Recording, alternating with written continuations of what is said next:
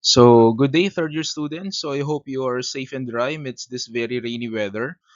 This would be a pre-recorded video for our lesson one in meteorology, and this one will be about Earth's atmosphere. Very timely yung topic na to because we will be tackling some of the major concepts that's actually playing a big role sa nangyayari sa ating paligid ngayon, sa ating panahon na nararanasan ngayon. So the topic outline for this lesson will be the composition of atmosphere, the vertical structure of the atmosphere, and weather and climate. So yan po yung magiging topic natin that will be discussed for this session. So simulan natin, ano nga ba ang bumubuo sa atmosphere? So please take note that our planet is quite special. So among the planets in our solar system, tayo lang po ang may life-giving atmosphere. So basically halos lahat naman ng planeta mayroong mga atmosphere, though different mixtures of gases, but tanging planeta lang natin, tanging planet Earth lamang po ang may life-giving or life-sustaining atmosphere. Ibig sabihin, itong atmosphere na to, hindi lang ito ang nagpo-provide ng hangin na hinihinga natin, kundi ito rin po yung nag-uugnay sa mga different biogeochemical cycles. I do hope that you still remember biogeochemical cycles in your earth science or environmental science course, na kung saan dito kabilang yung mga carbon cycle, water cycle, nitrogen cycle, na kung saan atmosphere play a big role as a storage or a reservoir of those gases. So, very important yung role na ginagampanan ng ating atmosphere sa pagbibigay buhay o pagsusustain ng buhay sa ating planeta. So, please take note that our planet, sabi ko nga po kanina, is surrounded by a thin gaseous envelope which we call as atmosphere. And this makes life possible here on our planet. As you can see here on our pie chart sa ating slide, ito po yung percentages ng mga gases na bumubuo sa hangin na hinihinga natin. Please take note that the air that we are breathing right now is a homogeneous mixture. Ibig sabihin, uniform all throughout ang kanyang phase, but it is composed of different gases. And as you can see here sa ating pie chart, ang pinakamalaking bahagdan diyan will be nitrogen. About 78% ng ating hinihingang hangin is nitrogen gas. Oxygen gas followed the nitrogen with about 21%, and carbon dioxide, argon, and other gases are some of the minor components ng ating atmosphere. But please take note na itong pie chart na to is only applicable right now. Why? Because if you're going to go back in time, millions or billions of years ago, this pie chart will be a little bit different. Hindi nitrogen ang pinakamaraming gas natin, kundi oxygen. So, pabago-bago po from time to time itong percentages na ito ng mga air na bumubuo sa ating atmosphere. But for the meantime, sa ngayon, this would be the general makeup ng ating mga air na bumubuo sa ating atmosphere. So again, nitrogen is the most abundant gas followed by oxygen. But among these gases, ang isa sa mga kailangan nating pagtuunan ng pansin would be the carbon dioxide. Why? Because it is considered to be an efficient absorber of energy emitted by Earth. So ibig sabihin yung mga energy na galing sa ating araw, pag pumasok yan, natatrap yan, o dapat yan lalabas yan eventually sa ating atmosphere, sa ating planeta, but some of them will be trapped. And this trapping, o itong pag-absorb na ito, is done most of the time by carbon dioxide. So, kaya nga sinasabi natin ang carbon dioxide is one of the potent greenhouse gases that we have on our atmosphere. So sa graph na pinapakita natin sa gilid na to, this one is called the Keeling curve. Keeling, Keeling curve. It is a very famous graph that shows us the amount of carbon dioxide na meron sa ating atmosphere. This is quite essential or important right now sa paglaban natin sa climate change as global warming, because as you can see here sa ating graph, though it's not actually updated, wala kasi yung makitang latest nitong graph na ito, around 2020, itong mga panahon natin ngayon, lumagpas na tayo sa 400 parts per million na CO2 sa ating atmosphere. Ano ibig sabihin nun? If you had been with your inorganic chemistry before, pag sinabi nating parts per million, ibig sabihin sa 1,000,000 particle, there are only 400 carbon dioxide. Sir, napakakonti naman ng 400 na yun. But that number, that 400 parts per million number na yan ng CO2 sa ating atmosphere is enough para mag-change ang temperature at least by 1 degree Celsius sa ating atmosphere. At sinasabi ng ating mga scientists, mga atmospheric scientists, mga meteorologists, that 400 parts per million is what they call as the point of no return. Ibig sabihin, mahihirapan na tayo mga countries, mga bansa, ating buong sibilisasyon na pababain muli sa pre-industrial level yung CO2 na yan. It's either we maintain at this level or patuloy na tataas yan eventually in the near future. So that's the problem with CO2. So this one, pwede nyo i-check yung mismong website ng NOAA. Not the NOAA here sa Philippines, yung NOAA ng Amerika, NOAA. From time to time, actually, minute per minute, nag-update yung dami ng yung CO2 na yan sa ating atmosphere. So if you have researches related to CO2 concentrations sa ating atmosphere, you can go there sa website ng NOAA and to get the data, the latest data for the atmospheric CO2 sa ating atmosphere. So, so itong pagdami ng CO2 na to sa ating atmosphere causes temperature change. Okay? And ang masaklap dito, yung CO2 na meron sa ating atmosphere right now, sabihin na natin originally it was a naturally sourced na CO2. Ibig sabihin kasi alam naman natin na yung tayo mga animals, we are exhaling or we are expiring CO2 sa ating atmosphere.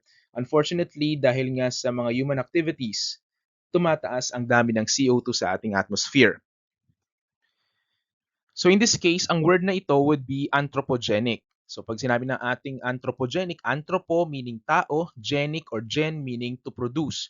Ibig sabihin yung CO2 increase na nakikita natin ngayon sa ating atmosphere is mainly caused by human activities, mga exhaust fumes, mga human caused wildfire, yung mga ganyan, ranching, aalaga ng mga hayop, yung mga ganyan, it's actually major source of CO2 sa ating atmosphere. So, eventually sa dulo ng ating lesson, i-discuss natin yung connection ng CO2 na to sa global warming. Mas i-deepen natin yung understanding ng ating connection ng CO2 na to sa ating global warming that we are experiencing right now. But I do hope na sa inyong environmental science course, I think that was second year nyo ba tinik yun, ay na-discuss na sa inyo yung the basic of this greenhouse effect, global warming, climate change scenario that we are experiencing right now. So, please take note, ayan, ito yung isa pang lilinawin nating misconception kasi pag nagtuturo tayo ng science, yan yung mga kailangan nating klaruhin. Akala ng mga teacher o tayong mga science teacher na pag sinabi nating air, it's just made up of gases. Mali po yun ha, ang lilinawin natin, the air in our atmosphere does not only include gases. Okay? Meron pa rin po siya mga solid and liquid particles. Okay, na nakasuspend sa ating atmosphere. You can probably experience this one once you, for example, you went to Manila, tapos wala kang face mask or whatever. Pag uwi mo sa bahay, pag nilinis mo yung ilong mo, pag linis ang tenga mo, itim ang lalabas kasi nga those are the soot or yung mga dust particles na meron sa ating hangin. As you can see here sa ating slide, there's a picture. I think this one is in Dubai. Itong kinuha kong picture. There is a dust storm. Kung hindi ko sure kung Dubai nga ba to, but there is a dust storm in this picture and as you can see, those are particulates na nakahalo sa ating hangin. So bumubuo rin yan. Kasama rin yan sa hangin na maaari nating ma-breathe in kasama ng iba pang mga gases. So ano yung mga gas and particles na meron sa ating air? So this includes water vapor, dust, particles, and ozone gas. Unfortunately, hindi ito kasing rami ng mga gas na nabanggit natin kanina like nitrogen and oxygen. They are in a very small amount but they have significant effect pa rin sa atmospheric condition ng certain locality. Just like what you are seeing right now sa picture na ito. So, simulan natin dito sa water vapor. Water vapor is H2O in gaseous form and hindi siya fix. Hindi siya fix yung dami niya sa ating atmosphere. May mga area sa ating planeta na almost nothing, halos walang water vapor. At meron naman siyang pwedeng umabot sa 4% by volume ng ating hangin ng water vapor. Sa Philippines, sa mga Southeast Asia, specifically itong area natin, very high in moisture, very high in water vapor content yung ating hangin. But in deserts like in Atacama Desert in South America, halos walang water vapor sa kanilang hangin. We will have a separate lesson, I think 4 weeks from now, i-discuss natin yung essence nitong water vapor na to sa ating atmosphere. So bakit nga ba importanteng aralin itong water vapor na to? The water vapor in our air is critical in cloud development and precipitation. Obviously, yung pagbuo ng mga ulap, pagbuo ng ulan, snow, hail, and all those types of precipitation ay obviously nagsisimula sa ating water vapor. And since elementary days nyo pa lang, nadidiscuss na sa inyo yung water cycle, di ba? So, evaporation, condensation, precipitation.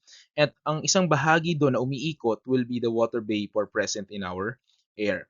Now, please take note also that carbon dioxide, okay? Just like carbon dioxide rather, water vapor is a potent absorber of heat given off by Earth and the sun's solar energy.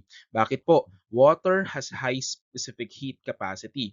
So nag-heat and thermodynamics na subject na kayo before, di ba? So pag sinabi nating high specific heat capacity, it needs to, kailangan niyang mag-absorb ng mas maraming energy para magbago ang kanyang temperature by 1 degree Celsius. So water has very high specific heat capacity.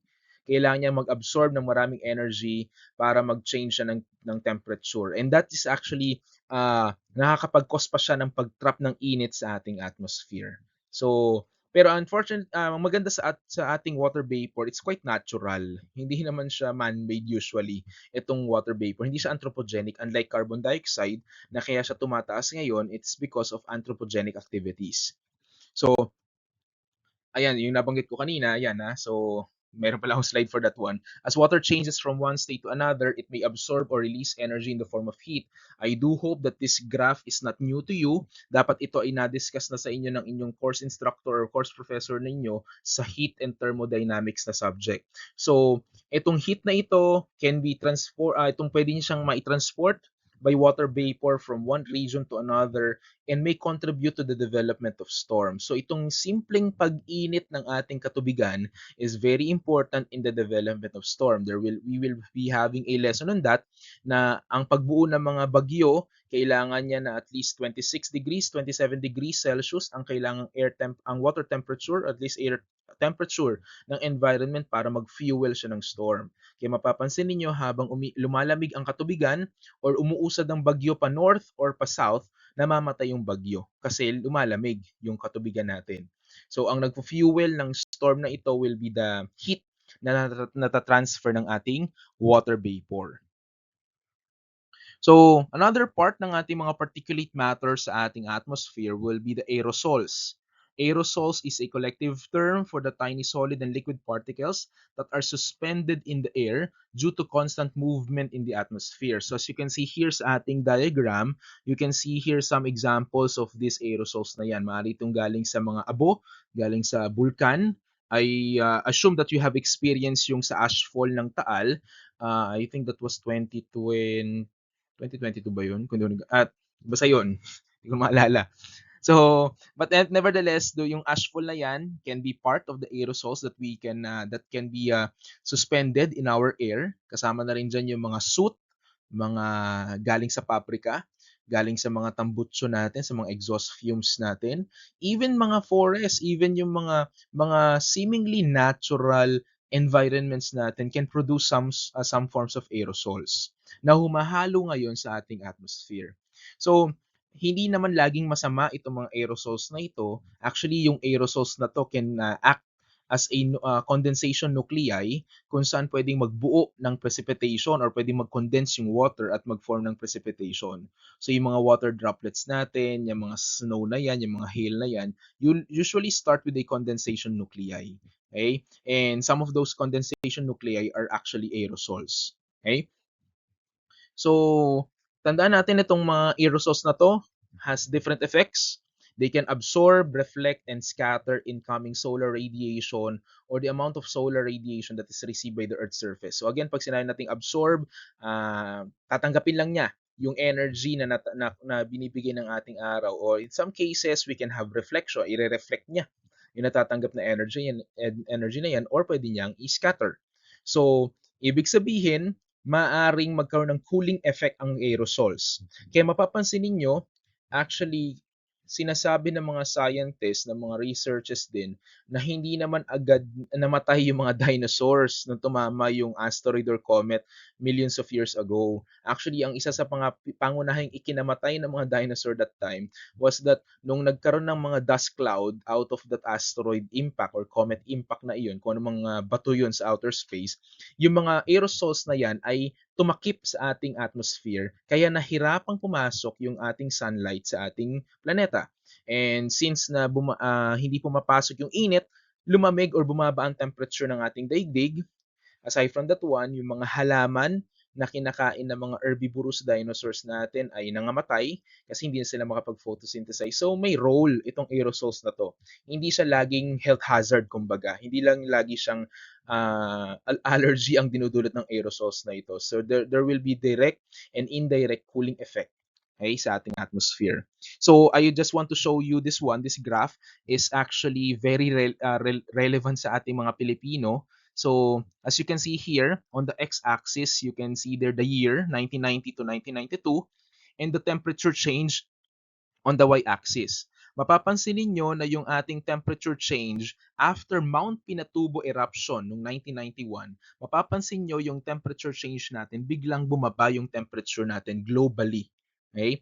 So, napapansin natin yan sa mga malalaking eruptions, mga volcanic eruptions, na biglang bumababa yung temperature natin. There is actually one case pa nga noong 1800s. I think that was, hindi ko sure kung Krakatoa yata o Mount Tambora in Indonesia doon. Those are big mountains or big volcanoes in Indonesia. Sumabog yun. And the dust clouds na lumabas sa bulkan na yun actually affected or meron siyang direct cooling effect sa ating atmosphere. Nagkaroon ng severe winter sa Europe. Nagkaroon ng hindi nila ma-experience ng hindi masyado makatagos yung araw sa panahon nila noon. Kaya yung mga tao na natili sa loob ng mga bahay nila. And sa mga mahilig sa literature, dahil sa pangyayari na yon, that was the time that Mary Shelley, the author of Frankenstein, uh, wrote that book because of that experience. So medyo may connection din siya sa literature yung nangyari. But more than this, yung mga aerosols na nilalabas ng ating mga bulkan, just like in Mount Pinatubo in 1991, has a cooling effect. Kasi dito naharangan niya yung sunlight na pumapasok sa ating planeta. Okay? So another one that aerosols may contribute to the optical phenomenon where the sky during sunrise and sunset are observed to have red to orange hues. So yung sa mga magiging estudyante ko sa Waves and Optics, we will be discussing sa dulo yung Rayleigh scattering, kung bakit nga ba pag sunset at sunrise medyo orange or reddish hue ang nakikita natin sa ating langit.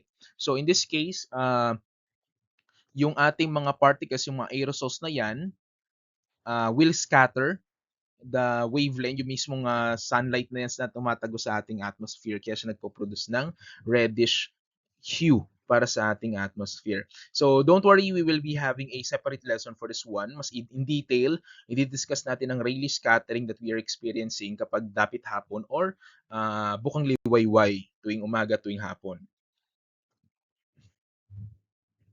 So moving forward, another major component ng ating atmosphere, though it's not significant yung amount, is our ozone. Ozone is O3. So it's a molecule composed of 3 oxygen atoms, and there is a very small amount of ozone in our atmosphere, and it is not distributed uniformly. Okay? Moreover, itong ozone na ito ay nakakoncentrate sa ating stratosphere between 10 to 50 kilometers above the surface. I do hope na ito ay hindi na bago sa inyo, na yung ating stratosphere, meron siyang isang layer doon o isang bahagi na o yun na kung saan nag-accumulate yung ating mga ozone molecules na to. So ano nga ba itong ozone na ito? Kasi ang thinking ng mga bata, pag narinig nila yung ozone, there's something wrong with our atmosphere. Pero sa totoo lang, ozone molecule has a big role in protecting us from the harmful rays from the sun. So tingnan natin ano ba itong role na ito. So ozone molecule is formed when oxygen gas split into individual oxygen atoms once na sila ay nakakapag-absorb ng ultraviolet radiation from the sun. So by this mere interaction with the sunlight, hindi nakakapasok ng todo-todo na yung mga ultraviolet radiation sa ating planeta. And from this event, from this photochemical reaction ito, we are forming ozone molecule. Now, So unfortunately, yung mga chemicals such as chlorofluorocarbons or CFCs are known to break down ozone molecules, thus weakening our planet's shield against UV rays. So yung mga chlorofluorocarbons na yan, one example is freon or CFCs, yung mga ganyan, nire-release yan sa ating atmosphere at sinisira niya unti-unti yung mga ozone molecules na yan. So nasisira din eventually yung ating shield against ultraviolet radiation. Okay? So, anong ginawa ngayon ng mga bansa? So, nung na-realize nila na itong mga CFCs na ito, itong mga substances na to, are now known to break down ozone molecule, our shield against UV rays, nagpasa na ngayon sila ng protocol na kung saan hinihimok nila ang bawat bansa na bawasan or eventually tigilan na ang paggamit ng mga CFCs sa mga device, sa mga machines or devices nila. For example, sa refrigerators, sa air conditioners, sa mga hairspray, mga ganyan. So, they are slowly banning that one. And a good thing there is that Philippines is one of the signatories ng protocol na ito. So as you can see here, that I think this one, ayan, makikita natin yung pagbabago ng CFCs. So this observation of the effects of CFCs on ozone is supported by measurements over the past 3 decades, confirming ozone layer depleted in various locations on our planet but are most pronounced above the Earth's poles. So ibig sabihin nagkaroon ng changes yung ating ozone. So nakita nila yung relasyon ngayon ng ozone molecule at ng CFC, yung pagkasira ng ozone layer natin at ng CFC. At dahil nga sa pagkakaroon ng mga protocols, mga policies na yan, unti-unti naghihilom na yung butas na yan sa ating ozone layer. Okay? So, this one, ipinasa nila yung Montreal Protocol. And this Montreal Protocol was established or was developed and finalized in 1987 under the sponsorship of United Nations. And the aim of this Montreal Protocol is to totally eliminate the production and use of CFCs. And sabi ko nga po, the good thing here is that Philippines is a signatory of this Montreal Protocol.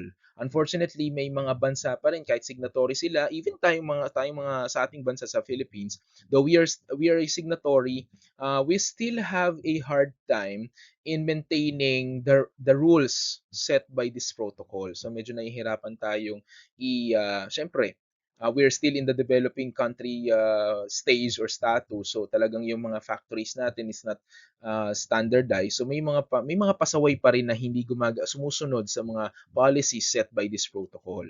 Okay?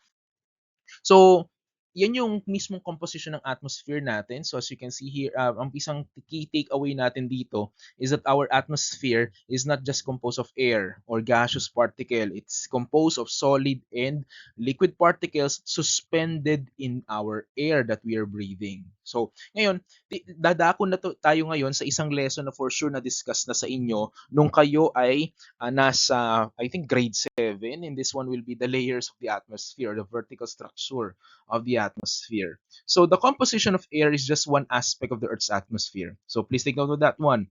Hindi lang po yung composition ang tinitingnan natin sa atmosphere natin, but we are also considering other variables such as temperature, air pressure, air density, na ito ang dahilan kung bakit pwede nating i-divide ang ating atmosphere into several layers, creating what we call a vertical profile.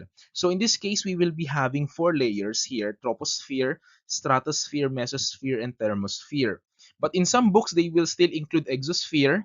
In some books, they will loosely include ionosphere. But in this discussion, we will stick by this diagram muna, itong tropo, strato, meso, and thermosphere.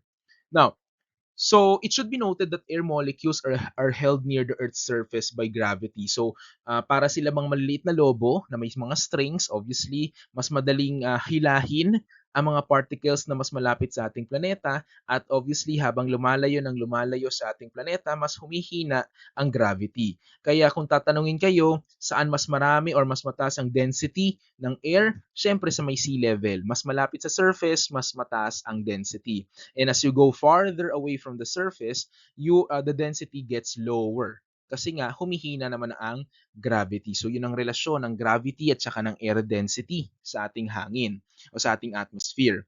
Now, so as you can see here sa ating diagram, this makes air density greater near or at the Earth's surface. So depicted by these dots, makapapansin natin dito, let me use a pencil here or a pointer. So as you can see here, mas maraming particles dito kumpara sa mas mataas na altitude or elevation. So air density first decreases rapidly, then slowly as we move farther from the surface of the planet. Kaya nga mapapansin ninyo kapag tayo ay umaakyat ng bundok o umaakyat sa mas mataas na lugar, nahihirapan tayong huminga. Sinasabi nila na manipis yung hangin. At yung term na manipis ang hangin na ito'y tumutukoy sa air density, kung gaano kasiksik yung mga air molecules sa isang area. Okay? So mas mataas ang density sa baba, sa Earth's surface, kumpara sa mas matataas na mga altitude.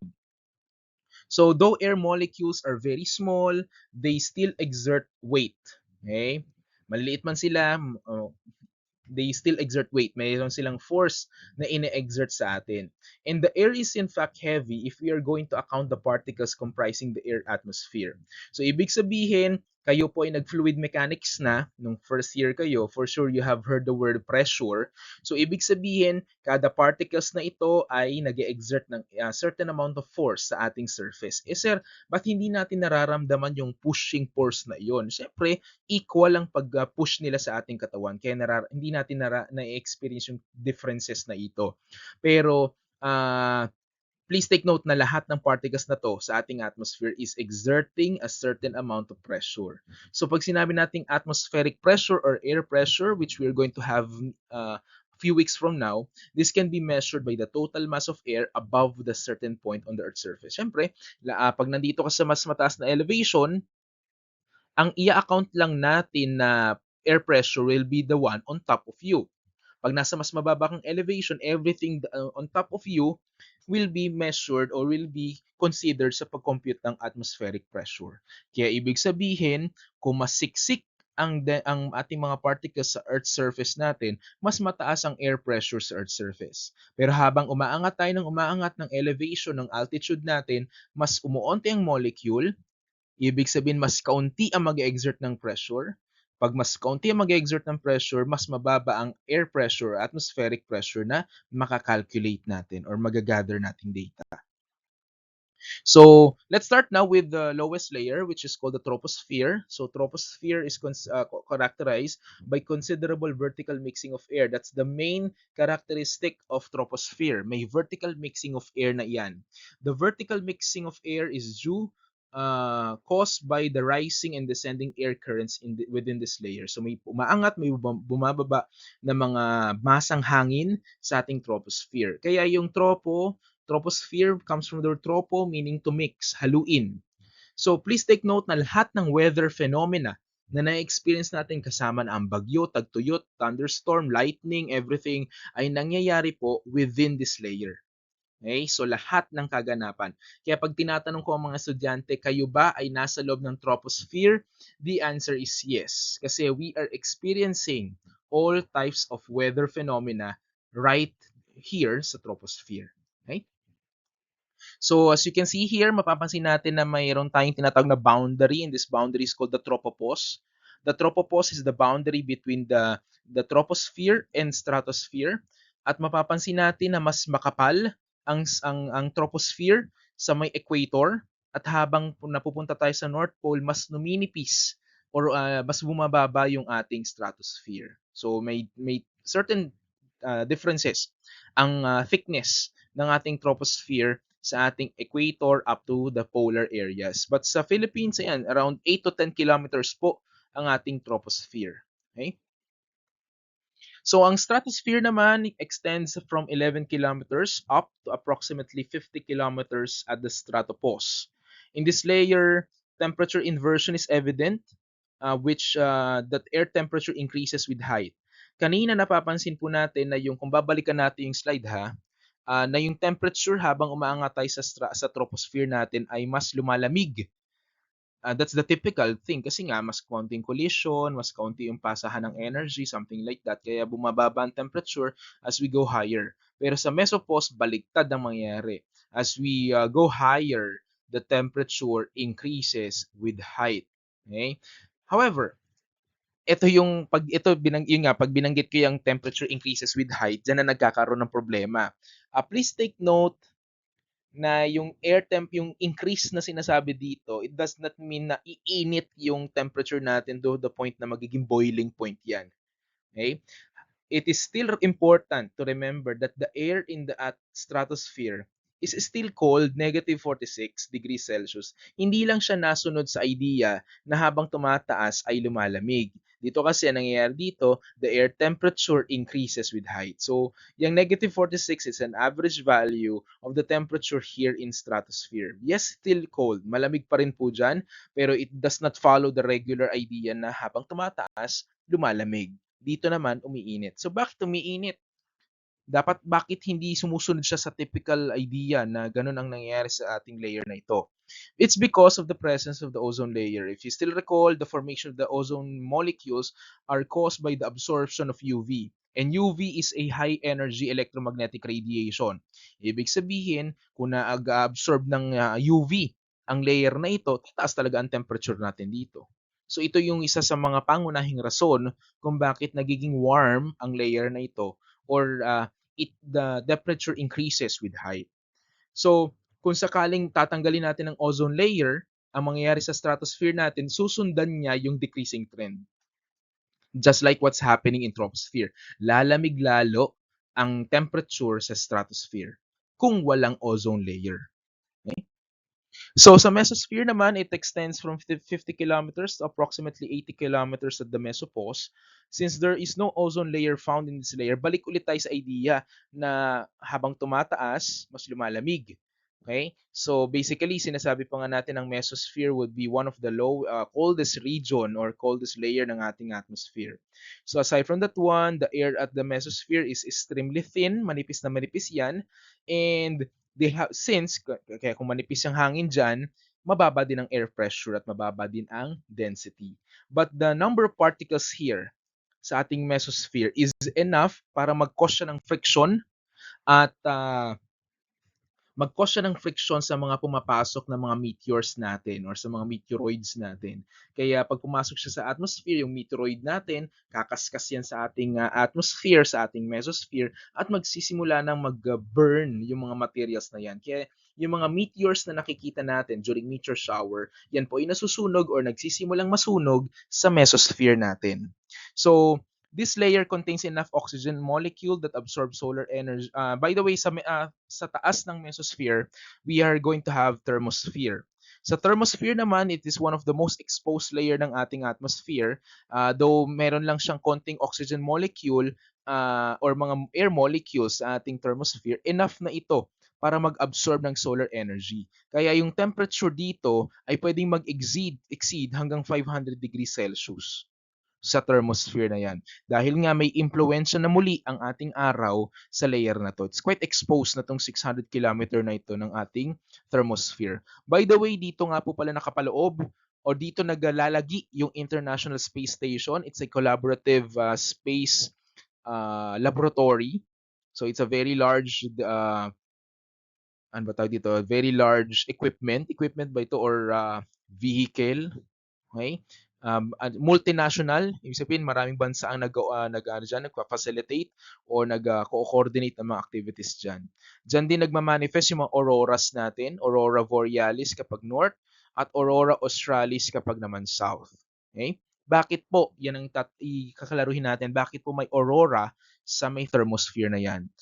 Later on. So here sa thermosphere, ang air density is quite very low. Kaya ang collision dito is very minimal. Okay? At average, the molecule at thermosphere will move an average of 1 kilometer before colliding into another molecule. Ganun kakaunti ang mga molecules sa ating thermosphere. Compared sa lower layers, for example sa troposphere, magta-travel lang ng 1 million centimeters ang distance lang, makakabunggo na kaagad yung isa pang molecule. Ganun kasiksik, ganun kataas ang air density sa lower layers ng ating atmosphere compared sa ating thermosphere. So, above 500 kilometers, lighter and faster moving molecules might escape the gravitational pull of our planet. And in this region, we are going to have now what we call the exosphere. And it marks the upper limits of our atmosphere. So yun yung pinakasagad na area na ng ating daigdig or ng ating atmosphere. Okay? So ito yung nabanggit ko kanina, yung ionosphere ay nakapaloob sa area ng thermosphere. Kaya sometimes binabanggit din na yan ng ating mga science teacher. But in this case, inihiwalay ko siya just to give an emphasis na hindi ito kabilang sa typical layers ng atmosphere natin based on the air density at air pressure. So ionosphere extends around 60 to 120 kilometers above the Earth's surface, and this region is composed mainly of large concentrations of ions and free electrons. At kaya siya tinawag na ionosphere. It's a sphere, it's a layer composed of ions, of charged particles.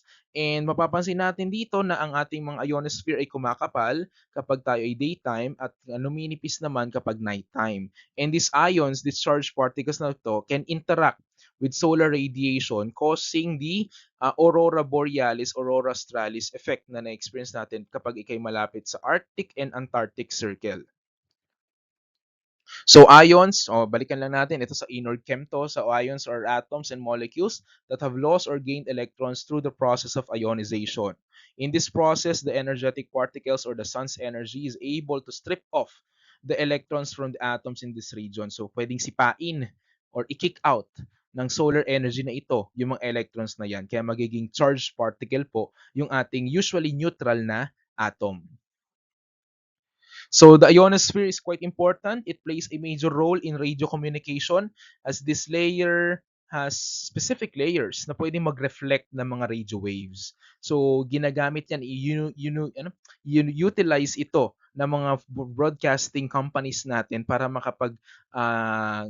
makapag-send sa malayo ang distansya ng mga radio waves. So pag nagpatalbog sila ng radio waves, mare-reflect yan sa ating ionosphere. So mas mapapabilis at mas madidirect natin yung transmittal ng mga radio waves na ito. So, on to the last part ng ating discussion. Ito, isisingit ko lang ito. Ito kasi marami nagkakamali mga estudyante. Pag sinabi nating weather, it's the state or condition of the atmosphere at a particular place and time. So, kung ano yung na-experience natin right now, that's your weather.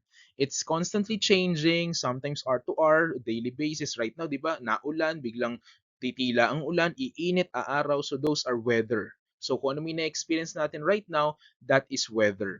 This changing weather condition greatly influences our everyday activities and even our health. Again, kung ano yung na-experience nating lagay ng panahon, that is ngayon mismo, that's your weather. And probably the weather right now might be different later. Kasi pa bago-bago talaga ang weather.